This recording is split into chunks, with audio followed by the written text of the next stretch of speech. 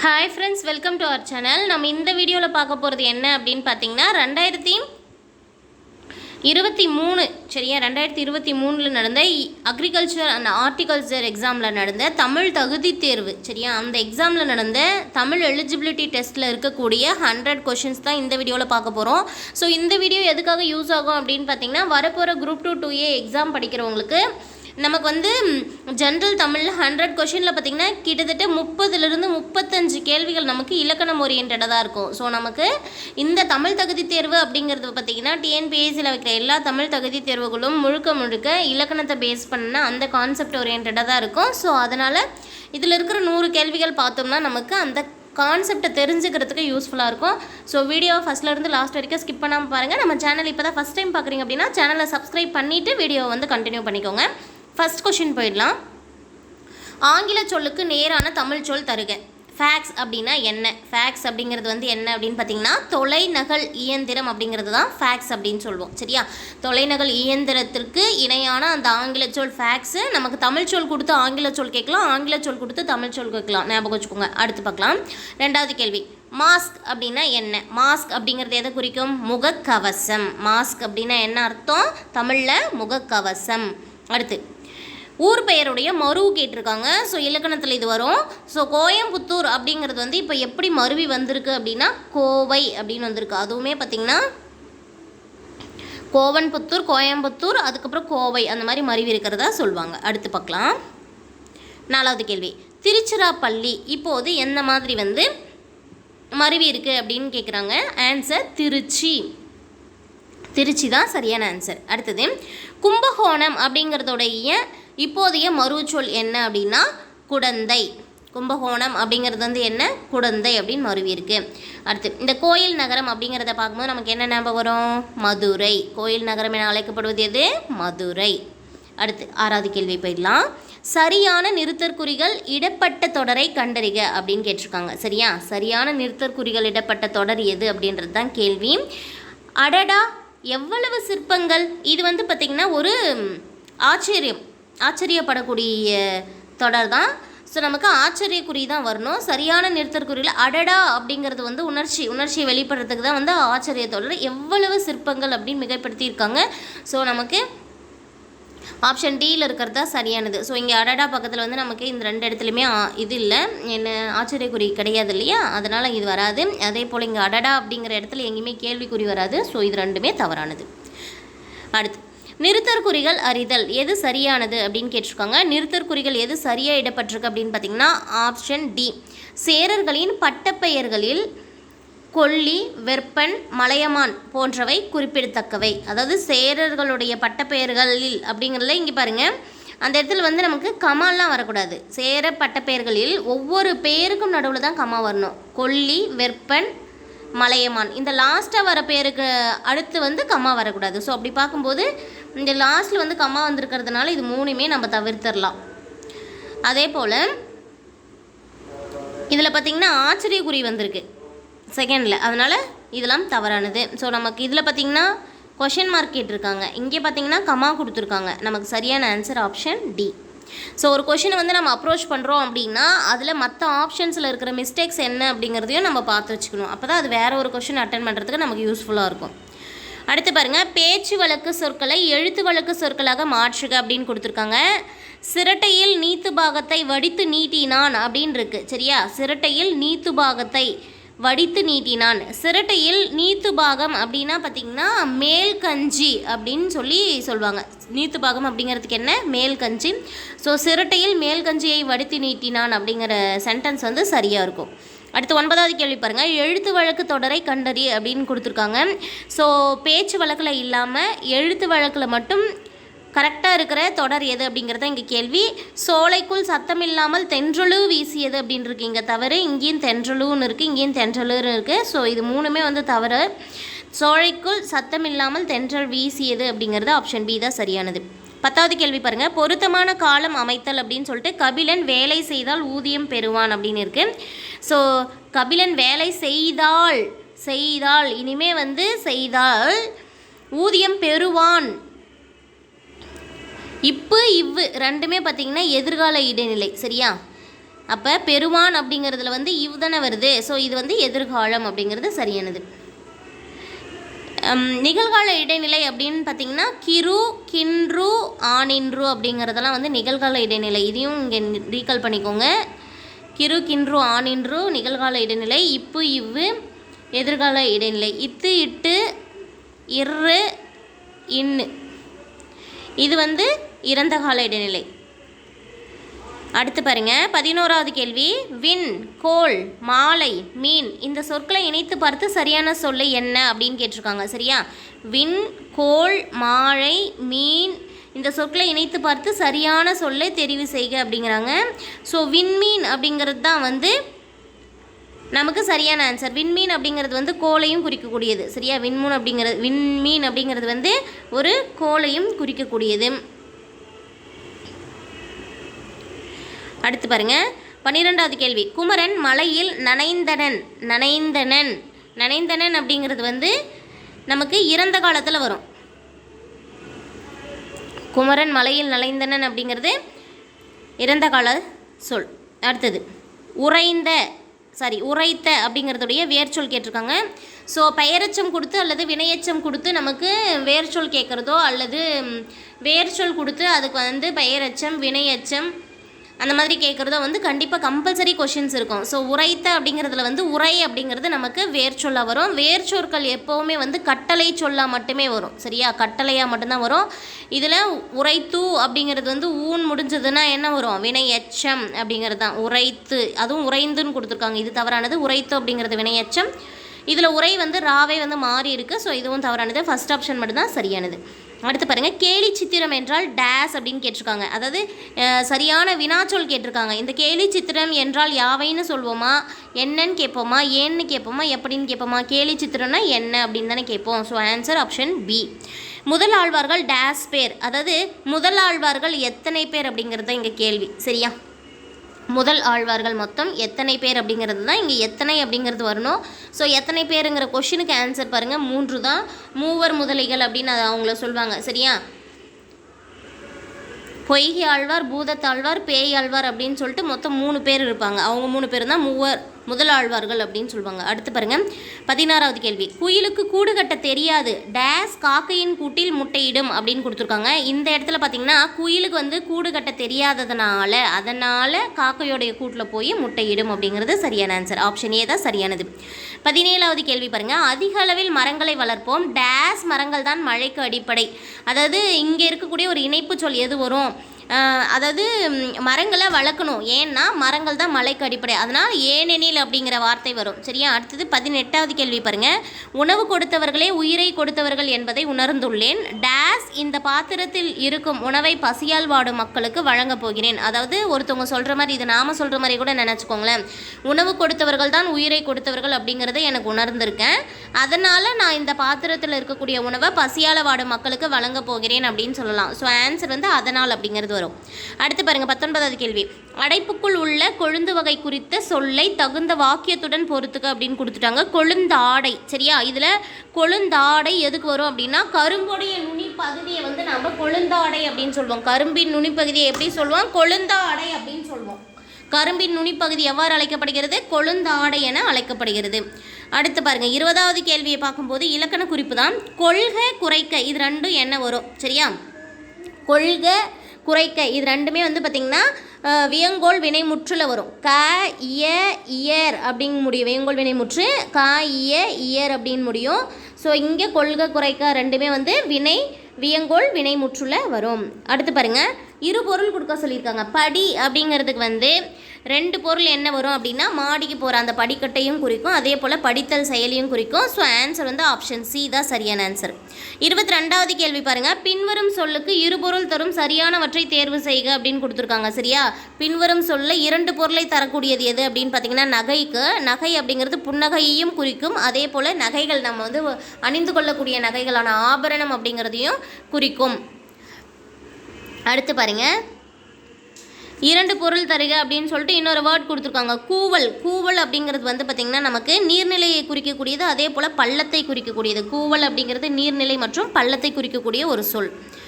அடுத்து பாருங்கள், பொருள் வேறுபாடு அறிய சொல்லி 2 கொடுத்துருக்காங்க. அதாவது மயங்கொழி பிழைகள் அப்படின்னு சொல்லுவோம் நம்ம. உழை அப்படின்னா என்ன, உழை அப்படின்னா என்ன? இதில் ஃபஸ்ட்டு இருக்கக்கூடிய உழை அப்படிங்கிறதுக்கு வந்து உழைப்பு அப்படின்னும், அடுத்து வரக்கூடிய உழை அப்படிங்கிறது வந்து சேரையும் குறிக்கக்கூடிய வார்த்தைகள். சிறப்புழை அப்படிங்கிறது வந்து உழைப்பு, சரியா? சிறப்புழை அப்படிங்கிறது உழைப்பு. ஸோ உழை அப்படிங்கிறது வந்து வேறுபாடு. ஸோ ஆட்டுக்கால் மாதிரி 2ஆக பிரித்து வருது இல்லையா, அந்த லை வந்து பார்த்திங்கன்னா சேரு அப்படிங்கிறத குறிக்கும். அடுத்து 25வது கேள்வி, குறில் சொல்லை நெடில் சொல்லாக மாற்றி பொருள் வேறுபாடு வருமாறு ஒரே தொடரில் அமைத்து எழுது அப்படின்னு சொல்லி கொடுத்துட்டாங்க. மடு அப்படிங்கிற வார்த்தையை எடுத்துக்க சொல்லியிருக்காங்க. இதில் மடு அப்படிங்கிறதுல வந்து குறிலும் இருக்கணும், அதை நெடில்படுத்தி மாடு அப்படின்னு எடுத்துக்கணும். ஸோ மடு மாடு அப்படிங்கிறதுக்கு வந்து எது வரும் அப்படின்னா கழனி அருகே. மடு அப்படின்னா என்ன அப்படின்னா கழனி, சரியா? கழனி அருகே இருந்த மடுவில் மாடுகள் நீர் பருகின. சாரி, மடு அப்படிங்கிறது வந்து கழனியை குறிக்காது. கழனிக்கு பக்கத்தில் இருக்கக்கூடிய மடு அப்படின்னா வந்து நீர்நிலை, சரியா? நீரோடை அப்படின்னு சொல்லலாம்னு வச்சுக்கோங்களேன். கழனி அருகே இருந்த மடுவில் மாடுகள் நீர் பருகின அப்படிங்கிறது சரியான ஆன்சர், ஆப்ஷன் பி. 26வது கேள்வி, கூற்று காரணம் சரியா தவறா கேட்டிருக்காங்க, சரியா?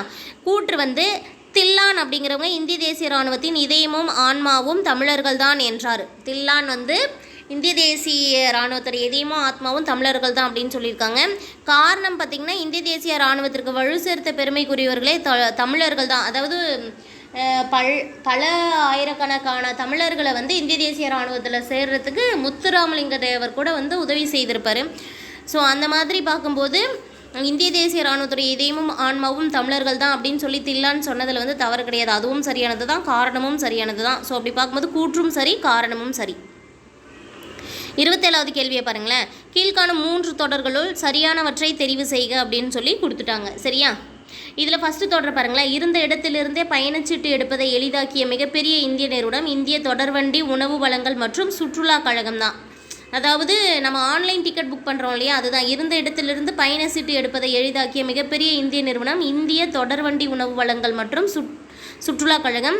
அதே போல் வங்கி அட்டை இல்லை என்றால் அலைபேசி எண், வங்கி கணக்கு எண் ஆகியவற்றை கொண்டு பணம் செலுத்துதல் இயலாது அப்படின்னு கொடுத்துருக்காங்க. ஸோ நம்ம வங்கி அட்டை இல்லைனாலும் பணம் செலுத்த முடியும் அப்படிங்கிறது தான் இதோடைய ஸ்பெஷாலிட்டியும். ஸோ இது வந்து தவறானது. ஃபஸ்ட்டு இருக்கிறது சரியானது. திறன் அட்டைகள் என்பவை குடும்ப அட்டைகளுக்கு மாற்றாக வழங்கப்பட்டவை திறன் அட்டைகள். இப்போலாம் பார்த்திங்கன்னா ரேஷன் கார்டில் வந்து நமக்கு அந்த சிப் மாதிரி இருக்கும் இல்லையா, அதுதான் சொல்கிறாங்க. ஸோ திறன் அட்டைகள் அப்படிங்கிறது வந்து குடும்ப அட்டைகளுக்கு மாற்றாக வழங்கப்படுது. ஸோ நமக்கு 1 மற்றும் 3 இது ரெண்டுமே சரியானது. அதாவது ஆ இ அது 2 சரியானது. நடுவில் இருக்கக்கூடியது செகண்ட் ஒன்று வந்து தவறானது.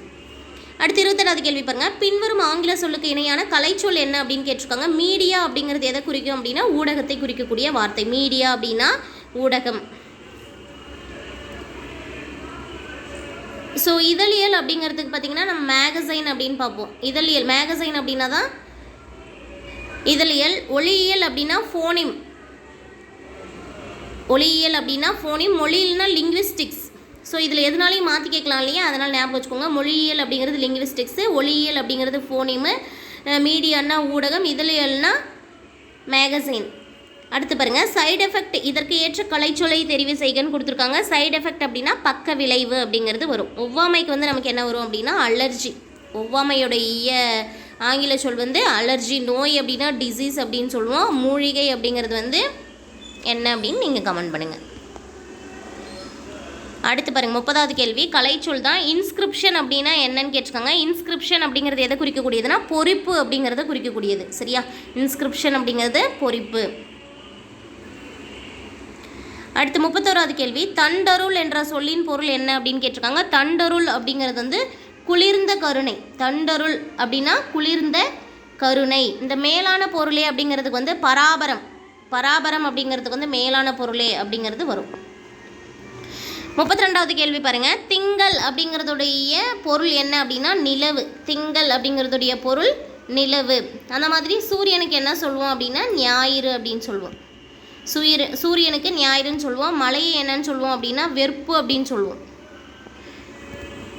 கடலுக்கு பார்த்திங்கன்னா ஆழி அப்படின்னு சொல்லுவோம். அடுத்து 33வது கேள்வி பாருங்கள். திருமறைக்காடு என அழைக்கப்படுவது எது அப்படின்னு கேட்டிருக்காங்க. வேதாரண்யத்துடைய இன்னொரு பேர் தான் வந்து திருமறைக்காடு, சரியா? திருமறைக்காடு என அழைக்கப்படுவது வேதாரண்யம்.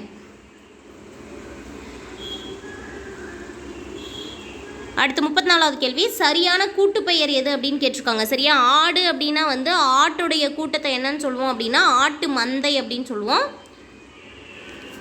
அதே போல் நிறை அப்படின்னா ஆநிறை, அதாவது பசுக்கள் இருக்கு இல்லையா, ஆநிறை, அதுதான் வந்து நிறை அப்படிங்கிற வார்த்தையை பயன்படுத்துவோம். கூட்டத்துக்கு எதுக்கு வரும் அப்படின்னு பார்த்தீங்கன்னா மக்கள் கூட்டம் அப்படிங்கிறத நம்ம சொல்லலாம், மக்கள் கூட்டம். 35வது கேள்வி, கீழ்காணும் சொல்லின் கூட்டு பெயர்கள் கண்டுபிடித்து எழுது அப்படின்னு கேட்டாங்க. கல் வந்து சேர்த்து வைக்கப்பட்டிருந்தால் அது என்னன்னு சொல்வோம்னா கற்குவியல் அப்படின்னு சொல்லுவோம். ஸோ கல்லுக்கு வந்து குவியல் அப்படிங்கிறது வரும், புல்லுக்கு வந்து கட்டு அப்படிங்கிறது வரும், ஆடுக்கு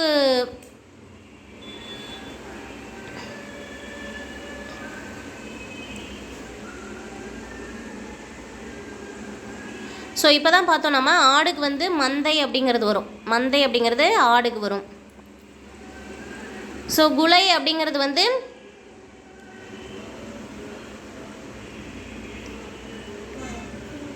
வாழை குலை, அதாவது வாழை குலைக்கு வாழை தார்ன்னு தான் சொல்லுவோம். தென்னைக்கு வந்து குலை அப்படிங்கிறத நம்ம பயன்படுத்துவோம்.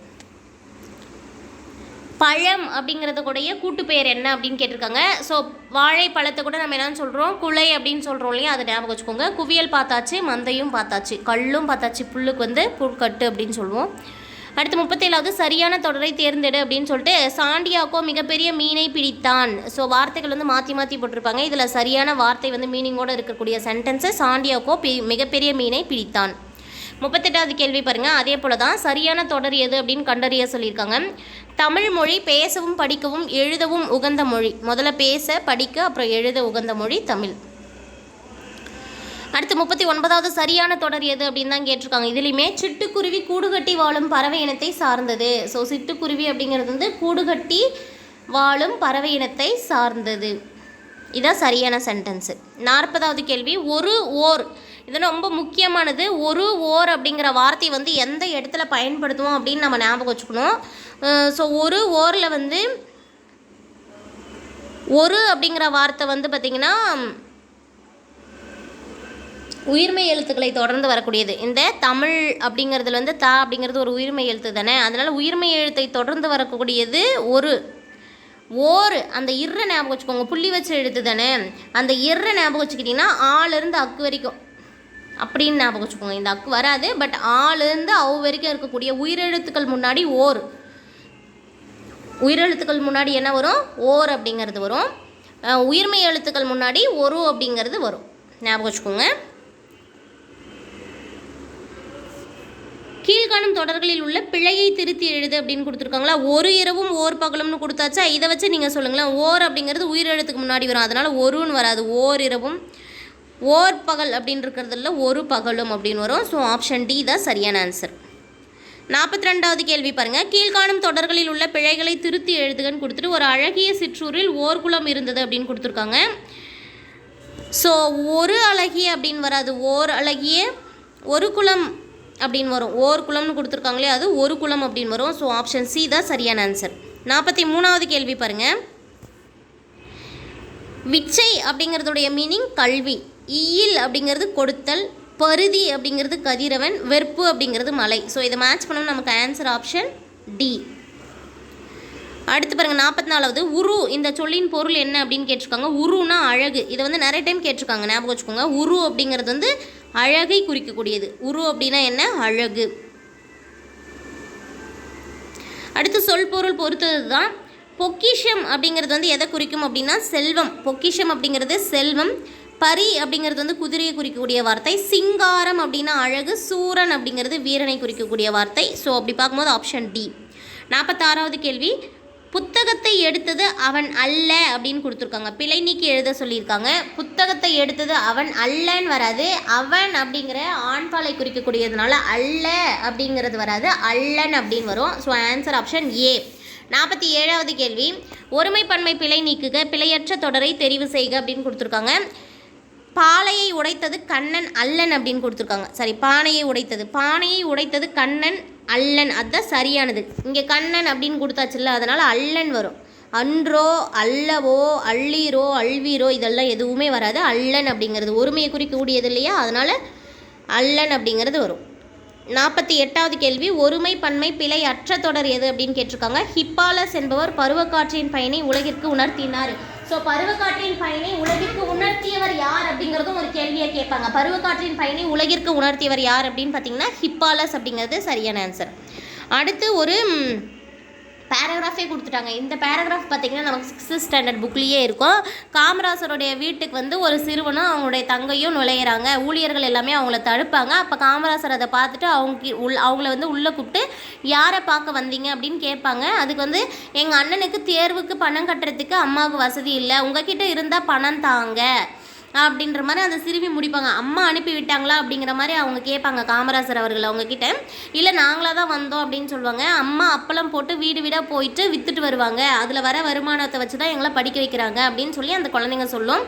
அதை கேட்டது என்ன பண்ணுவாங்கன்னா மாடிக்கு போயிட்டு வந்து பணத்தை கொண்டு வந்து கொடுப்பாரு காமராசர். மறுநாள் குழந்தைகள் இருவரும் வந்து காமராசர் தேடி வந்து ஐயா தேர்வுக்கு பணம் கட்டியாச்சு, இந்த ரசீதை வந்து அம்மா உங்ககிட்ட காட்ட சொன்னாங்க அப்படின்னு சொல்லிட்டு அதை கொண்டு வந்து காட்டிட்டு போனதும் காமராசர் வந்து மிகவும் மகிழ்ந்திருப்பார். சரியா, இது பேஸ் பண்ணி இப்போது கொஷின்ஸ் கேட்டிருப்பாங்க. காமராசரின் வீட்டுக்குள் நுழைய முயன்றவர்கள் யார்? சிறுவன், சிறுமி. அடுத்த கேள்வியை பாருங்கள். இந்நிகழ்வு சிறுவனது எந்த பண்பை விளக்குகிறது? நேர்மையான பண்பை விளக்குகிறது.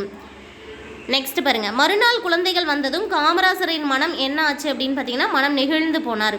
அடுத்து, சிறுவனும் சிறுமியும் எதற்காக காமராசருடைய வீட்டுக்கு வந்தாங்க அப்படின்னா தேர்வுக்கு பணம் கட்டுறதுக்காக வந்து அவரை உதவி கேட்க வந்திருப்பாங்க. அடுத்த கேள்வியை பாருங்க, காமராசர் செய்த உதவி யாது? அதாவது பணத்தை வந்து கொடுத்து அனுப்பியிருப்பார். நெக்ஸ்ட் கேள்விக்கு போயிடலாம். பூட்டும் கதவுகள் அப்படிங்கிற சொல்லை பிரித்தா நமக்கு எப்படி கிடைக்கும் அப்படின்னா பூட்டும் கூட்டல் கதவுகள். பொய் அகற்றும் அப்படிங்கிறத பிரிக்கும் போது பொய் கூட்டல் அகற்றும் அப்படின்னு வரும். அடுத்து பாருங்க, 56வது கேள்வி, நலமெல்லாம் என்னும் சொல்லை பிரித்து எழுத கிடைப்பது என்ன அப்படின்னு பார்த்தீங்கன்னா நலம் கூட்டல் எல்லாம். ஊக்கம் அப்படிங்கிறதுடைய எதிர்ச்சொல் என்ன அப்படின்னு பார்த்தீங்கன்னா சோர்வு. இது வந்து அடிக்கடி கேட்குறாங்க இந்த கேள்வியை. சரியா, இப்போ ரீசெண்டாக நடந்த எக்ஸாம்ஸ்லேயே பார்த்தீங்கன்னா 100 தமிழ் கேள்வி இந்த மாதிரி இலக்கணம் மட்டும் இல்லாமல் நார்மலாக கேட்கக்கூடிய கேள்விகளை கூட ஊக்கம் அப்படிங்கிறதுடைய எதிர்ச்சொல் என்னன்னு கேட்குறாங்க, சோர்வு. அடுத்த கேள்வியை பார்க்கலாம். எதிர்ச்சொல் தான் இது எல்லாமே. அணுகு அப்படிங்கிறதுக்கு எதிர்ச்சொல் என்ன? விலகு. ஐயம் அப்படிங்கிறதுடைய எதிர்ச்சொல் என்ன அப்படின்னு பார்த்தோம்னா தெளிவு. ஊக்கம் அப்படிங்கிறதுடைய எதிர்ச்சொல் சோர்வு. உண்மை அப்படிங்கிறதுடைய எதிர்ச்சொல் என்ன அப்படின்னு பார்த்தோம்னா பொய்மை. ஸோ நமக்கு மேட்ச் பண்ணும்போது ஆப்ஷன் பி.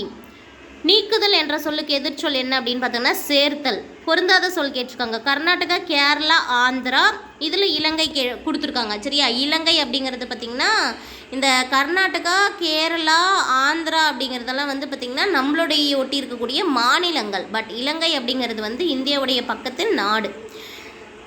அடுத்து 61வது கேள்வி பாருங்கள். பொருந்தா சொல் தான். அவன் அல்லன், இது சரியாக தான் இருக்குது. அடுத்தது, அவள் அப்படின்றது தான் அல்லல், அவை அல்ல. அதுவே அவர் அள்ளீர் அப்படின்னு இருக்குல்ல, இது மட்டும் வந்து பொருந்தாதது. அவர் அள்ளீர், இது வந்து அள்ளீர் அப்படிங்கிறது வந்து ஒருமையை குறிக்கக்கூடியது இல்லை, பன்மை. ஆனால் அவர் அப்படிங்கிறது வந்து ஒருமையை குறிக்கக்கூடியது. ஸோ இது மட்டும் தவறாக இருக்குது. அடுத்து பாருங்கள், பொருந்தா சொல்லை எடுத்து எழுதுக அப்படின்னு கொடுத்துட்டு இறந்த கால பெயரச்சம் எது அப்படின்னு கேட்டிருக்காங்க. சரியா, இறந்த கால பெயரச்சம் என்ன அப்படின்னு கேட்டிருக்காங்க. படித்த மாணவன், படிக்கும் மாணவி அப்படின்னு கொடுத்துருக்காங்க. இதுதான் சரியான ஆன்சர். இறந்த கால பெயரச்ச தொடர் எது அப்படின்னு கேட்டிருக்காங்களா? இதுக்கு பொருந்தாதது, சரி பொருந்தாதது கேட்டிருக்காங்க. இதில் இறந்த காலம் அப்படின்னாவே இத்து, இட்டு, இரு, இன்னு இந்த இதில் தான் முடியணும். சரியா, இறந்த கால இடைநிலைகள் எல்லாமே இத்து, இட்டு, இரு, இன்னு தான். இதில் பார்த்திங்கன்னா இக்கு வந்திருக்குல்ல, இந்த படிக்கும் மாணவி அப்படிங்கிறது அது தவறானது. ஸோ படித்து வந்தான், படித்த மாணவி, படித்து முடித்தான், படித்த மாணவன், படிக்கும் மாணவன், படித்த மாணவர்கள். இறந்த காலத்தில் வரக்கூடிய பெயர் எச்சம் கேட்டிருக்காங்க இல்லையா? ஸோ இதில் வந்து நமக்கு சி ஆப்ஷன் மட்டும் பொருந்தாதது. அடுத்து 63வது, கீழ்காணும் தொடரில் மரபு பிழையே இல்லாத தொடர் எது அப்படின்னு கேட்டிருக்காங்க. காகம் கரையும் அப்படிங்கிறதும் மயில் அகவும் அப்படிங்கிறதும் சரியானது. காகம் கரையும் மயில் அகவும். 64வது கேள்வி, பிழை நீக்கி எழுதுக. பிறமொழி சொற்களை நீக்கி எழுதுன்னு சொல்லிட்டு சான்றோர் கூறும் உபதேசங்கள் நம் வாழ்க்கைக்கு ஏற்றமளிப்பவை அப்படின்னு கொடுத்துட்டாங்க. இந்த உபதேசங்கள் அப்படிங்கிறதுக்கு பதிலாக நம்ம என்ன சொல்லலாம் அப்படின்னா அறிவுரைகள் அப்படிங்கிற தமிழ் வார்த்தையை பயன்படுத்தலாம். ஸோ உபதேசங்கள் அப்படின்னா அறிவுரை ஞாபகம் வச்சுக்கோங்க. சரியான தொடர் கேட்டிருக்காங்க. கண்ணகி சிலம்பு அணிந்தாள் அப்படிங்கிறது சரியானது. கண்ணகி சிலம்பு அணிந்தாள். இதில் அணிந்தார்கள் அப்படின்னா பலர் இருக்காங்க இல்லையா, அதுக்கு வரக்கூடியது. அதுவே வந்து அணிந்தது அப்படின்னா வந்து ஒரு உயர்தினியம் அக்ரிணியம் அப்படிங்கிற மாதிரி அணிந்தனர் அப்படிங்கிறது வந்து நிறைய பேர் குறிக்கக்கூடியது. ஸோ நமக்கு ஃபஸ்ட்டு சென்டென்ஸ் தான் சரியானது, கண்ணகி சிலம்பு அணிந்தாள். அடுத்து 66வது ஆங்கில சொல்லுக்கு நேரான தமிழ் சொல் எது அப்படிங்கிறது தான் பேங்க் அப்படிங்கிறதுக்கு வந்து வங்கி, இது சரியானது. சரியா, பேங்க் அப்படிங்கிறதுக்கு வங்கி. இங்கெல்லாம் என்ன மாற்றிருக்காங்க அப்படின்னா செக் அப்படிங்கிறதுக்கு என்ன வரும்னா பணத்தாள் அப்படின்னு வரும். டிஜிட்டல் அப்படிங்கிறதுக்கு 1 செகண்டு,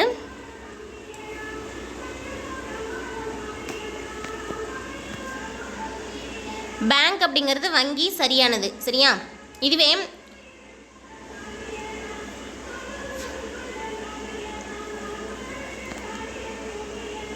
நோட் அப்படின்னா தான் குறிப்பேடு, ஆனால் இங்கே கரன்சி நோட்டுக்கு வந்து குறிப்பேடு அப்படின்னு கொடுத்துருக்காங்கல்ல, ஸோ இது தவறானது.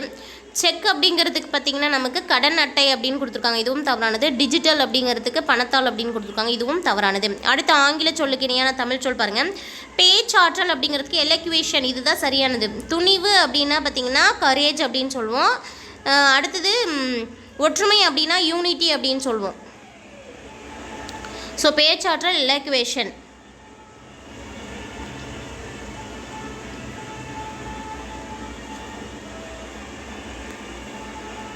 அடுத்து பாருங்கள் ஆங்கில சொல்லுக்கு இணையான தமிழ் சொல் தான் டெபிட் கார்டு அப்படின்னு கொடுத்துருக்காங்க. டெபிட் கார்டு அப்படிங்கிறதுக்கு என்ன வரும் அப்படின்னு பார்த்தீங்கன்னா பற்று அட்டை அப்படின்னு வரும். அடுத்து 69வது கேள்வி ஒளி வேறுபாடை அறிந்து சரியான பொருளை எழுது அப்படின்னு கொடுத்துட்டாங்க.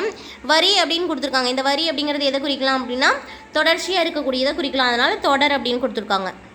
70வது கேள்வி ஒளி மற்றும் பொருள் வேறுபாடை அறிந்து சரியான இணையை தெரிவு செய்க. பறவை பறவை அப்படின்னு கொடுத்துட்டாங்க. ஸோ இதில் பார்த்திங்கன்னா இறுதியே 2 சொல்லி நாவுக்கு பக்கத்தில் இருக்கக்கூடிய ரா அப்படிங்கிறது எதை குறிக்கும் அப்படின்னா ஒரு புல், அதாவது பறவை இனத்தை குறிக்கக்கூடியது. அதே போல் வந்து பறவை ஃபஸ்ட்டு வரக்கூடிய பறவை அப்படிங்கிறது வந்து கடலை குறிக்கக்கூடிய ஒரு சொல் தான் பறவை. இது தனித்தனியாக கூட நமக்கு கேள்வியில் கேட்கலாம். ஒளி மற்றும் பொருள் வேறுபாடு அறிந்து பிழையில்லாத தொடர் என்ன அப்படின்னு கேட்டிருக்காங்க. கண்ணன் திருமண வீட்டிற்கு சென்று மனமகிழ்ச்சியுடன் மணமக்களை வாழ்த்தினான். இதில் பார்த்திங்கன்னா கண்ணன் திருமண வீட்டிற்கு சென்று மனமகிழ்ச்சியுடன் அப்படிங்கிறதுல 2 சுழியம் நாவும் மணமக்கள் அப்படிங்கிறதுல 3 சுழியம் நாவும் வந்திருக்குல்ல, இதுதான் சரியானது. ஸோ ஆப்ஷன் ஏ தான் சரியான ஆன்சர். நெக்ஸ்ட் கேள்விக்கு போயிடலாம். ஒரு பொருள் தரும் பல சொற்கள் இணையை தேர்ந்தெடு அப்படின்னு கொடுத்துருக்காங்க. ஒரு பொருள் தரக்கூடிய பல சொல், இதில் அணி அப்படின்றதும் வனப்பு அப்படிங்கிறதும் வந்து அழகை குறிக்கக்கூடிய பல சொற்கள். ஒரே ஒரு பொருள் தான், அணினாலும் அழகு தான், வனப்பு அப்படின்னாலும் அழகு தான். ஸோ சரியான ஆன்சர் என்ன அப்படின்னு பார்த்தீங்கன்னா ஆப்ஷன் பி. அடுத்து 73வது கேள்விக்கு போயிடலாம். கும்பல் சூம்பல் சிவியல் அழியல் ஆகிய சொற்கள் எதனை குறிக்கக்கூடியது அப்படின்னு கேட்டிருக்காங்க. ஸோ கெட்டுப்போன காய்கனி வகையை குறிக்கக்கூடியது. சரியா, கெட்டுப்போன காய்கனி வகைகளை குறிக்கக்கூடிய சொற்கள் தான் இந்த சூம்பல் சிவியல் அழியல் அப்படிங்கிறதெல்லாம். அடுத்து 74வது கேள்வி ஒரு பொருள் தரக்கூடிய 2 சொற்களை கொடுக்க சொல்லியிருக்காங்க. ஸோ இந்த கடல் அப்படிங்கிற ஒரு பொருளை தரக்கூடிய 2 சொற்கள் எதுன்னு பார்த்தோம்னா முன்னீர் மற்றும் பவ்வம் அப்படிங்கிறது தான், முன்னீர் பவ்வம். 75வது கேள்வி பாருங்கள். வேர் சொல்லை பெயர் எச்சமாக்க அப்படின்னு கொடுத்துருக்காங்க. வேர் சொல்லை என்னவா மாற்ற சொல்லியிருக்காங்க, பெயர் எச்சமாக மாற்ற சொல்லியிருக்காங்க. இந்த பெரு அப்படிங்கிறது வந்து என்னன்னு சொல்லலாம் அப்படின்னா பெற்ற அப்படிங்கன்னு சொல்லலாம். சரியா, வேர் சொல் பார்த்திங்கன்னா பெரு ஒரு கட்டளையாக இருக்குது, பெயர் எச்சம்னா பெற்ற அப்படிங்கிறது சரியானது. இதில் பெட்ரு அப்படிங்கிறது வந்து பார்த்திங்கன்னா வினையச்சம். பெட்ரு அப்படிங்கிறது வினையச்சம், பெற்றான் அப்படிங்கிறது வினையால் அணையும் பெயர். இந்த பெற்று விட்டான் அப்படிங்கிறது வந்து பெயரச்ச தொடர். சரியா, அடுத்து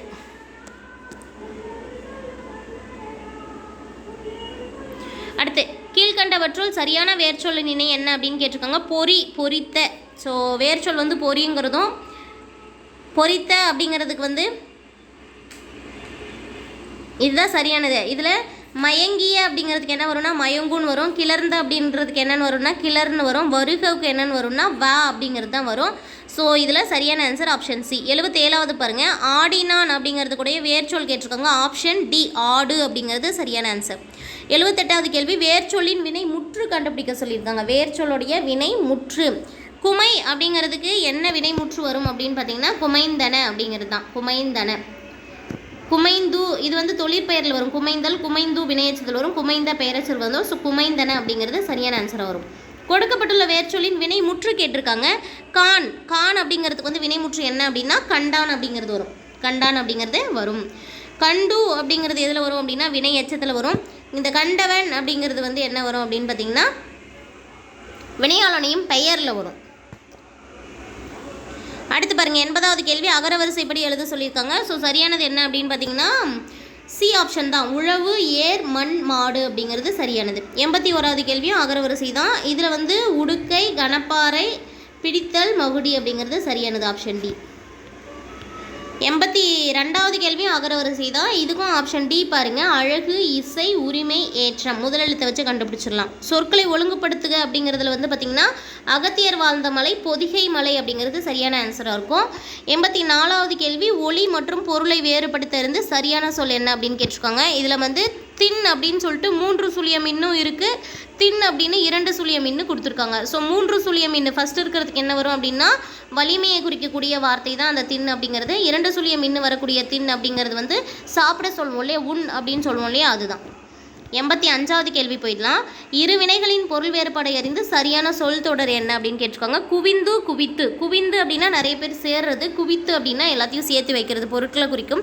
ஸோ அமைச்சர்கள் பதவியேற்றுடன் பாராட்டுகள் குவிந்தன, ஆதரவாளர்கள் எல்லாருமே பரிசு பொருட்களை குவித்தனர் அப்படிங்கிறது சரியான ஆன்சர், ஆப்ஷன் டி. அடுத்த கேள்வி பார்க்கலாம். 86வது அகரவரிசைப்படி சொற்களை சீர் செய்வது தான். இதுலேயும் பார்த்திங்கன்னா ஃபஸ்ட் எழுத்தை வச்சு நம்ம கண்டுபிடிச்சிடலாம். அழகு ஊழி ஏழு கடல் ஐயம் ஓலைச்சுவடி, ஆன்சர் ஆப்ஷன் சி. 87வது கேள்வி பாருங்கள். ஜப்பானிய சாஃப்ட் வங்கி உருவாக்கிய இயந்திர மனிதனின் பெயர் வெபர். ஆக்சுவலாக இங்கே வெபர்னு வரணும், இங்கே பெபர்னு இருக்குது.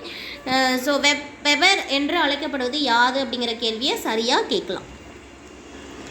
88வது கேள்வி விடைக்கேற்ற வினாவை தேர்ந்தெடுப்பது. தமிழர்களின் வீர விளையாட்டு ஏறு தழுவுதல். இதுவுமே ரிப்பீட் கொஷின் தான். தமிழர்களின் வீர விளையாட்டு எது அப்படின்னு நம்ம கொஷின் பண்ணலாம். கல்லில் நார் உரித்தல், இதெல்லாம் ரொம்ப முக்கியமானது சரியா. உவமையை வந்து அது என்ன அப்படின்னு பொருளோட பொறுத்துறது. கல்லில் நார் உரித்தல் அப்படிங்கிறது வந்து என்ன வரும் அப்படின்னு பார்த்தீங்கன்னா இயலாத செயல். கல்லில் போய் நம்ம நார் எடுக்க முடியுமா, அது முடியாத செயல். அதே போல் செய்வினை தொடர் கேட்டிருக்காங்க. கயல்விழி பாடி மகிழ்ந்தாள், கயல்விழி பாடி மகிழ்ந்தாள் அப்படிங்கிறது தான் வந்து செய்வினை. இதுவே வந்து பாடப்பட்டது அப்படின்னா செய்யப்பாட்டு வினை, கயல்விழி பாடி மகிழ்வித்தாள் அப்படின்னா பிறவினை.